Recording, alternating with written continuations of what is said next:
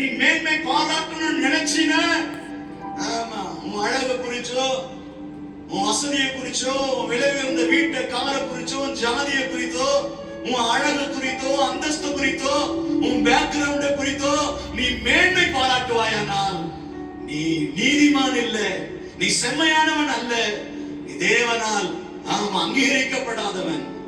தேவனால் அங்கீகரிக்கப்பட்ட ஒரு நீதிமான், தேவனால் அங்கீகரிக்கப்பட்ட ஒரு செம்மையானவன் தன்னை குறித்து அல்ல, அவன் தேவனை குறித்தே மேன்மை பாராட்டுகிறான்.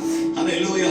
நீங்கள் அதே 1 கொரிந்தியர் 3ஆம் அதிகாரத்தின் ஒரு சில வசனங்களை வாசிக்கும் போது 7ஆம் வசனத்தை வாசிங்களே பார்க்கலாம். 1 கொரிந்தியர் 3:7. எங்க பண்றீங்க? அப்படி இருக்கு. நீங்க எப்படி அவங்களே நீர் பாய்ச்சுகிறவனாலும் ஒன்றுமில்லை, விளையச் செய்கிற தேவனாலே எல்லாமா. தேவனுடைய பிள்ளையே, இந்த சம்பவம் முழுவதும் நாம் வாசிக்கிற ஒரு விஷயத்தை நாம் அறிந்து கொள்ள வேண்டும். அவர்களுக்குள்ளே கோஷ்டிவாதம் ஏற்படுகிறது. நான் அப்போலை சார்ந்தவன் என்றும், கேபாவை சார்ந்தவன் என்றும், பவுலை சார்ந்தவன் என்றும், நான் கிறிஸ்துவை சார்ந்தவன் என்றும் உங்களுக்குள்ளே வாக்குவாதங்களும் தர்க்கங்களும் உண்டானதற்கு காரணம் என்ன? இன்றைக்கு நாம கர்த்தரை மேன்மைப்படுத்த தெரியலங்க. எனக்கு அந்த அவரை ரொம்ப பிடிக்கும், அவர் பாட்டு ரொம்ப பிடிக்கும், அவர் பிரசங்கம் எனக்கு ரொம்ப பிடிக்கும், அந்த பாஸ்டர் ரொம்ப சூப்பர், இவர்னா ரொம்ப சூப்பர். இன்னைக்கு தேவ ஜனத்துக்குள்ளே, தேவ ஐக்கியத்துக்குள்ளே, கிறிஸ்துவ உலகத்துல இன்றைக்கு பிரிவினைகள் கொண்டு கிடக்கிறது. கர்த்தருக்கு ஸ்தோத்திரம். அதான் பவுல் கண்டிக்கிறாரு, உங்களுக்குள்ளே பிரிவினைகள். ஏன் பிரிவினைகள்?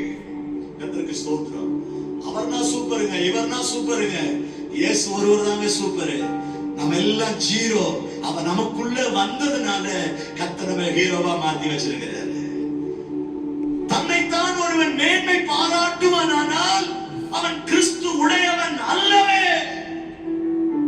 அதை செஞ்சேன், இதை செஞ்சேன், ஆமா, என் கைகளினாலே அநேக நன்மைகள் நடந்தது, அற்புதங்கள் நடந்தது என்று ஒருவன் தன்னை உயர்த்தினால் அது தேவனுடைய பார்வையில அது மேன்மையானதாக மாறுமா?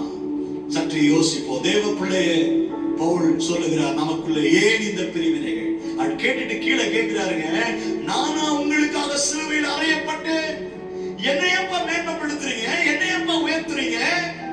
உங்களுக்காக கிறிஸ்து அல்லவா சிலுவையில் அடிக்கப்பட்டார்.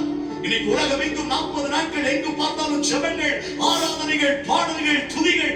ஏன் இதெல்லாம் நடக்கிறது? எனக்காக ஒருவர் சிலுவையில் அடிக்கப்பட்டிருக்கிறார். என் பாவங்களுக்காக, என் சாபங்களுக்காக இயேசு சிலுவையில் அடிக்கப்பட்டிருக்கிறார். அவருடைய இரத்தம் சிந்துதல் என்னை நீதிமானாய் மாற்றி இருக்கிறது. ஏன் நீதி என்னை நீதிமான மாற்றிடுங்க? பைபிள் சொல்லுகிறது, என் நீதி அழுக்கான கந்தை. நம்ம நீதியெல்லாம் வச்சுட்டு ஒண்ணும் பண்ண முடியாது. தேவன் நமக்காக சிலுவையில் அடிக்கப்பட்ட அந்த இரத்தத்தின் துளிகளினாலே நாம் நீதிமான்களாக்கப்பட்டிருக்கிறோம். எங்க உலகத்துல பவுல் சொல்லும் போது, நான் மேன்மை பாராட்ட எனக்கு நிறைய தகுதிகள் இருக்கிறது, அதெல்லாம் குப்பை அப்படின்னு சொல்றார். பிலிப்பியர் 3ஆம் அதிகாரத்தின் ஒரு சில வசனங்களை வாசிக்க நம்ம கேட்கலாம். பிலிப்பியர் 3ஆம் அதிகாரத்தின் 3ஆம் வசனத்துல வாசிங்களேன். சொல்ற விஷயத்தை பாருங்க, கொஞ்சம் வாசிங்க.